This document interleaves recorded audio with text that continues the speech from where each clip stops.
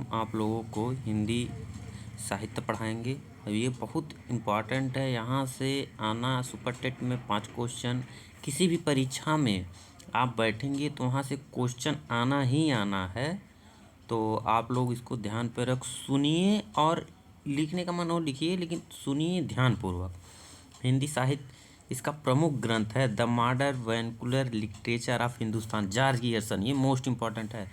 हिंदी साहित्य का इतिहास आचार्य रामचंद्र शुक्ल ने लिखा। हिंदी साहित्य की भूमिका, हिंदी साहित्य का आदिकाल, हिंदी साहित्य का उद्भव और विकास, ये हजारी प्रसाद द्विवेदी जी हैं। ठीक। मिश्र बंधु विनोद। मिश्र बंधु कौन कौन से हैं? गणेश विहारी मिश्र, श्याम विहारी मिश्र, सुख विहारी मिश्र। अब जो हिंदी में आदिकाल का नामकरण किया है, आदिकाल हिंदी साहित्य का आदिकाल का नामकरण वीर गाथा काल किसने कहा है? आचार्य रामचंद्र शुक्ल। बीज वपन काल महावारी प्रसाद द्विवेदी। वीर काल आचार्य विश्वनाथ प्रसाद मिश्र। चारण काल जॉर्ज गियर्सन। संधि काल एवं चारण काल ये किसने कहा है? डॉक्टर रामकुमार वर्मा। सिद्ध सीमांत काल राहुल संस्कृतायन। आरंभिक काल मिश्र बंधु। प्रारंभिक काल डॉक्टर गणपति चंद्र गुप्त। अब ये देखिए काल विभाजन जो हुआ है ये इंपॉर्टेंट है, आप देख लीजिए यहीं से। अब आप लोग शुरू करते हैं। वीर गाथा काल संवत 1050 से 1375, 1000 ईस्वी से 1350 तक। भक्ति काल या पूर्व मध्यकाल संवत 1375 से लेके 1350 ईस्वी से लेके 1650 ईस्वी। रीति काल या उत्तर काल संवत 1700 से लेके 1300, 1650 ईस्वी से लेके 1850। गद्य काल आधुनिक काल भी कहते हैं इसे, संवत 1984 से 1850 से अब तक। अब आप लोग पढ़िए, ये वीरगाथा काल आप लोगों को हम पढ़ाना शुरू कर रहे हैं।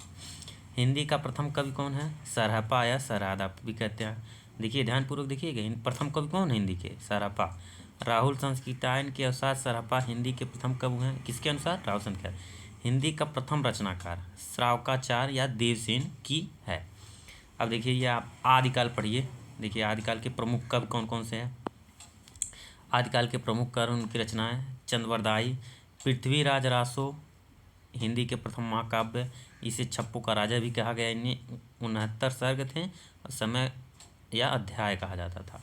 चंद्रवरदाई पृथ्वी। नरपति नल्ला बीसलदेव रासो है। जगनिक के हैं परमाल रासो हैं आलाखंड के। दलपति विजय खुमाड़ रासो। नलसिंह जो हैं वो विजयपाल रासो। सांगधर कौन है? हमीर रासो। विद्यापति ने कौन कौन सी रचनाएं लिखी हैं? ये देखिए ये आप लोगों को नाम है, ये रचनाएं हैं। विद्यापति की उपनाम क्या क्या है? अभिनव जयदेव, मैथिली कोकिल, अपरूप कवि या मैथिली बोली या लोकप्रिय कवि। इनकी रचनाएं कौन है? कीर्तिलता, कीर्ति पताका, पदावली। अब देखिए ये विद्यापति के हैं। इस कीर्तिलता में क्या है? 8 भाषाएं हैं। इसमें कीर्ति सिंह का वर्णन है और जौनपुर जिले का वर्णन है। कीर्ति पताका 8 भाषा में है, इसमें शिव सिंह का वर्णन है। पदावली है मैथिली भाषा में। ठीक। अब अमीर खुसरो, अमीर खुसरो को देखिए, इनका उपनाम का तूतीय हिंद, भारत का तोता, हिंदुस्तान की तूती, खड़ी बोली या हिंदी के प्रथम कवि हैं अमीर खुसरो। इंपॉर्टेंट है, देखिए खड़ी बोली एवं हिंदी के प्रथम कवि। इनकी रचनाएं कौन कौन है? अमीर खुसरो की खलिक बारी, हालात कन्हैया, नजाए हिंद, पहेलिया, मुकुरिए, दुसखने, गजल। देखिए इनकी अमीर खुसरो की इम्पॉर्टेंट है, यही है। ठीक। अब आगे देखिए शंभू, शंभू है पहुँचरू इनकी रचनाएं हैं। अपभ्रंश की वाल्मीकि भी कहा गया है, अपभ्रंश के प्रथम कवि हैं। ये इनका पूर्व ग्रंथ है। ठीक। पुष्पदंत इनके महापुराण है। इनका उपनाम अपभ्रंश की विभूति, अपभ्रंश की दूसरा कवि या अभिमान मेरु। ठीक। सिद्धों की संख्या 84 है। प्रमुख सरहपा है। रचनाएं शब्दी है, आत्मबोध है, प्रणशकली है। नाथों की संख्या 9 है। गोरखनाथ गुरु इनके मतेन्द्रनाथ है। गोरखनाथ पंथ के प्रणेता भी हैं। नाथ संप्रदाय के प्रवर्तक भी हैं। नाथ संप्रदाय के आरंभकर्ता, ये आपको पूछा था सुपर टेट में। सुपर टेट में आपका एक क्वेश्चन आया था, ये जो 69,000 की वैकेंसी थी इसमें आया हुआ है, और ये विवादित बहुत ज़्यादा क्वेश्चन हुआ था। भक्ति काल देखिए, ये इम्पोर्टेंट है। आप भक्ति काल देखिए, भक्ति काल को दो भागों में बांटा गया है, निर्गुण धारा, सगुण धारा। अब निर्गुण धारा को दो भागों में भागा बांटा गया है, ज्ञानाश्रयी शाखा, प्रेमाश्रयी शाखा, और सगुण धारा को राम काव्य और कृष्ण काव्य। ठीक, अब इस संत कवि, इसमें ज्ञानेश्वरी शाखा में संत काव्य है, तो जैसे कबीर हो गया, प्रेमेश्वरी शाखा में सूफी काव्य हो गए, राम काव्य में तुलसीदास हो गए, कृष्ण काव्य में सूरदास हो गए। अब संत कवि में कौन कौन से हैं? ज्ञानेश्वरी शाखा के हैं। देखिए, भक्ति में निर्गुण धारा के ज्ञानेश्वरी शाखा के संत कवि कौन कौन से हैं? देखिए, आप लोग देखिए, कबीर, सूरदास, दादू दयाल, मलुकदास, गुरु नानक। अब आप लोग कबीर के बारे में पढ़ें। जन्म काशी के लहरतारा में हुआ था, पत्नी का नाम लोई, मृत्यु स्थान मगहर संत कबीर नगर, पुत्री कमाल एवं कमाली, माता नीमा, पिता नीरू या अली, समकालीन शासक सिकंदर लोधी। ये याद रखिएगा। कबीर अरबी भाषा के शब्द हैं। कबीर का अर्थ है महान। गुरु रामानंद के गुरु राघवानंद हैं। ठीक, इनकी रचना बीजक, साखी शबद रमैनी, भाषा सदुकड़ी भाषा थी इनकी। शुक्ल के अनुसार पंचमेल खिचड़ी श्याम सुंदर के अनुसार। वाणी के डिक्टेटर हजारी प्रसाद द्विवेदी। वाणी के डिक्टेटर पूछा कौन है, ये पूछ सकता है, हजारी प्रसाद द्विवेदी। अब सुंदरदास, ये आप ज्ञानेश्वरी शाखा के हैं। उसके गुरु दादू दयाल। सुंदरदास संत कवियों के सर्वाधिक पढ़े लिखे रचनाएं, ज्ञान समुद्र या सुंदर विलास। अब आपके आगे दादू दयाल, इनका जन्म स्थान अहमदाबाद गुजरात में हुआ। रचनाएं हरेवाड़ी, संकलकर्ता संत दास जगन्नाथ हैं। अंगबंधु संकलनकर्ता रज्जब हैं। मलुकदास जन्म स्थान कड़ा इलाहाबाद में है। रचनाएं ज्ञान बोध, रतन खान या भक्त पंचाली। गुरु नानक जन्म स्थान तलवंडी। रचनाएं जो हैं जजपूजी, आशा दीवार, रहीदास, सोहली या नसीहत नामा। ठीक, उसके ये सूफी काव्य के जो हैं अब आ गए हैं।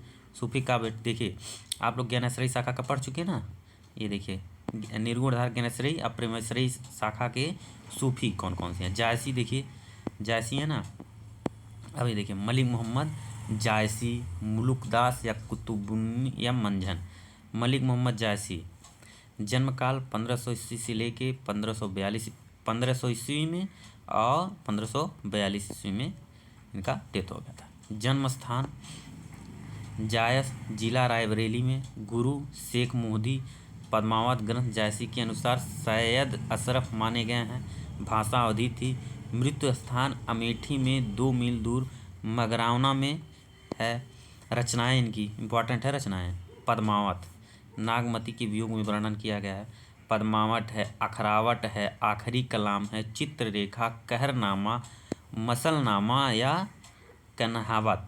आखिरी कलाम में मुगल सम्राट के बराबर की प्रशंसा की है। क़यामत का वर्णन है। मुलुकदास चंद्रयान रचनाएं हैं। कुतुबुन का मृगावती। बस अब ये देखिए काव्य। अब ये देखिए, आप लोग यहाँ पढ़ चुके हैं, ये 2 चीज़ पढ़ चुके हैं। ठीक, यहाँ ऊपर देखिए निर्गुण धारा का हो गया ना। ठीक, अब ये सगुण धारा है, राम काव्य और कृष्ण काव्य, ये 2 बच्चे हैं, राम काव्य और कृष्ण काव्य। ठीक, अब आप लोग राम काव्य देखिए। राम काव्य में तुलसीदास, नाभादास या आग्नेदास। तुलसीदास देखिए, तुलसीदास का जन्म कहाँ हुआ है? राजापुर 1532 में हुआ है। 1600 ईस्वी में मृत्यु इनकी पत्नी का राम रत्नावली था। जन्म स्थान राजापुर, जिला बादा में। भाषा अवधी और ब्रज दोनों था। गुरु नहरयानंद या नरहरिदास। उपनाम इन्हें राम बोला भी कहा गया। बचपन का नाम रूपों का वदशाह कहा गया। हिंदी की जाति कवि कहा गया। प्रमुख राम भक्त कवि है। अब कालिदास का वाल्मीकि। राम बोला क्यों कहा गया? जो बचपन में पैदा हुए तो उनके दांत थे और इसीलिए इनको राम बोला कहा गया था। पैदा वक्त और ये चलने लगे थे, कहानी में जो बताया गया था, दौड़ने लगे थे, तो इसीलिए। रचनाएं कौन कौन सी हैं? अब ये देख लीजिए, तुलसीदास की रचनाएं मोस्ट इम्पॉर्टेंट है। ठीक, इन अवधि में रामचरितमानस लिखे हैं, विनय पत्रिका, कवितावली, गीतावली, दोहावली, कृष्ण गीतावली, ठीक, संदीपनी, ठीक, बैराग संदीपनी, ठीक, ये ब्रजभाषा में लिखे हैं। रामज्ञा प्रश्नावली, हनुमान ब्लॉक, रामलला नहच्छू, उसके पार्वती मंगल, जानकी मंगल, भैरव रामायण इम्पॉर्टेंट है। ये देखिए अवधि भाषा में लिखे हैं, ठीक। इनका यहाँ से एक क्वेश्चन आ ही जाता है। अब ये गीतावली जहाँ से अब लिखा रहेगा ये जान लेंगे आपको तुलसीदास है। अब ये 7 खंड हैं रामचरितमानस में। बाकसलू इम्पॉर्टेंट है, बाकसलू देख लीजिए कैसे कैसे सीरियल से है बाकसलू। अब इस 7 खंड कौन कौन से हैं, ठीक।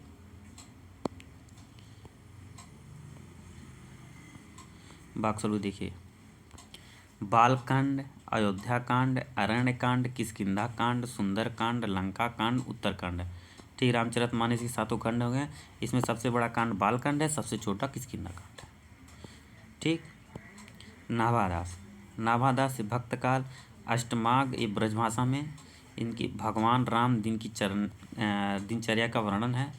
अग्नयदास, ध्यान मंजरी, राम भजन मंजरी, पदावली, अष्ट या राम अष्टम, ये जानकी के सखी को मानकर अपना अग्रली लिखते थे। अब कृष्ण का आ गया है आपका। सूरदास, नाभादास, रसखान ये हैं आपके। अष्टछाप की स्थापना 1565 ईस्वी में विट्ठलनाथ ने किया है। बड़ी कवि सूरदास, कुंभनदास, परहनंदास, ठीक, कृष्णदास, गोविंददास, छती स्वामी, नंद स्वामी या चतुर्भुज स्वामी। देखिए ये इनके 4 कौन हो गुरु, चारों के गुरु बल्लभाचार्य हैं, इन चारों के गुरु विट्ठलनाथ हैं। ये 8 अष्टछाप कवि हैं। ये अष्टछाप कवि आपको पूछता है कौन कौन से हैं, ध्यानपूर्वक देख लीजिएगा। सूरदास, जन्म सीही ग्राम के दिल्ली के निकट में हुआ था। मृत परसौली ग्राम में। गुरु बल्लभाचार्य हैं। भाषा ब्रजभाषा है, ठीक। रचनाएं, सूरसागर यह श्रीमद् भागवत पुराण के 10वें स्कंद से लिया गया है। सूरसरावली, साहित्य लहरी, भ्रमर गीत, इसकी दृष्टि से कूट पद मिलते हैं साहित्य लहरी में। रचनाएं हैं देख लीजिए, रचनाएं हैं आपके सूरदास के। सूरदास के उपनाम कौन कौन से हैं? प्रमुख अष्टछाप कवि, श्रृंगार या वात्सल रस के सम्राट, भक्ति संख्या और नंददास। इनके गुरु कौन है? विट्ठलनाथ। विट्ठलनाथ उपनाम है। जड़िया रामचंद्र शुक्ल के अनुसार रचनाएं कौन है? नंददास के सिद्धांत पंचाध्यायी, रास पंचाध्यायी, ठीक। उसके बाद रुक्मणी मंगल, अनेकार्थी मंजरी, मान मंजरी, बिहर मंजरी, भंवर गीत, ठीक। अब रसखान का देखिए, रसखान इनका मूल नाम क्या है? सैयद इब्राहिम रसखान। गुरु विट्ठलनाथ। रचनाएं सुजन रसान, प्रेम वाटिका, दान लीला, अष्टयाम की प्रमुख मीराबाई। कृष्ण काव्य में देखिए, जन्म कुकड़ी गांव राजस्थान में। मृत्यु स्थान रणछोड़ मंदिर द्वारिका, रणछोड़ मंदिर में। गुरु रैदास। उपनाम भक्ति, माधुर्य भाव, भाषा ब्रज मिश्रित राजस्थानी। रचनाएं कौन कौन हैं?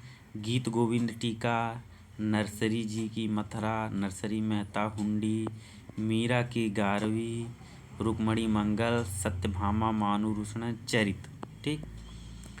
अब रीतकाल, अब रीतकाल भक्तिकाल हो गया। अब रीतकाल, और आज इतना ही। कल हम आप लोगों को रीतकाल पढ़ाएंगे, और इसको लाइक एंड सब्सक्राइब कर दीजिए। धन्यवाद।